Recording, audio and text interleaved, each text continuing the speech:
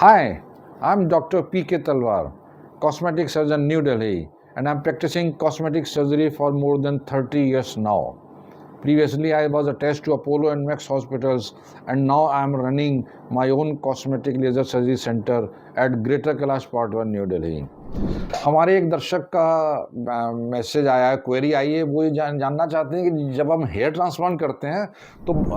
Head को शेव क्यों करते हैं, बहुत छोटे छोटे बाल क्यों रखते हैं, हेयर कट क्यों दिया जाता है।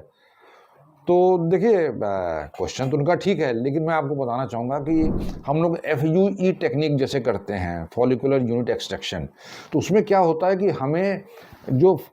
यूनिट है, फॉलिकुलर यूनिट है, हमें उसका डायरेक्शन देखना पड़ता है कि बालों का क्या डायरेक्शन है, उसी डायरेक्शन में हम जाते हैं ताकि हम हेयर रूट्स के साथ साथ बालों को निकाल लें। अगर बाल बहुत ही लंबे हैं तो हमें डायरेक्शन का पता नहीं चलेगा, इसलिए हम बालों को बिल्कुल ट्रिम कर देते हैं, या कई बार हम कहते हैं भाई पूरा शेव करा लो, और 2 दिन पहले, जब 2 दिन बाद आओगे तो 1-1, 2-2 मिलीमीटर बाल आपके बढ़ चुके होंगे, और वो जो बाल हैं, जो बढ़े हुए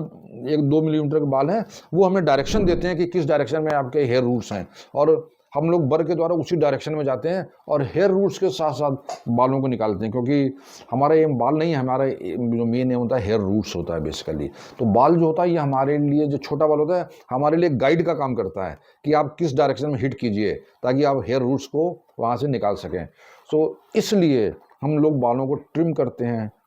या तो ऑपरेशन के टाइम पे हम लोग ट्रिम कर देते हैं अराउंड 2 मिलीमीटर, और या फिर हम पेशेंट को बोलते हैं इफ़ ही इज़ कंफर्टेबल कि भाई आप पूरा ही शेव करा लें, ज़ीरो शेव करा लें, और फिर 2 दिन पहले ऑपरेशन से, और जब आप 2 दिन बाद आएंगे तो नेचुरली थोड़े थोड़े बाल बढ़ चुके होंगे, तो हमें वो डायरेक्शन मिल जाता है बालों को निकालने के लिए। सो इसलिए हम लोग बालों को शेव करते हैं,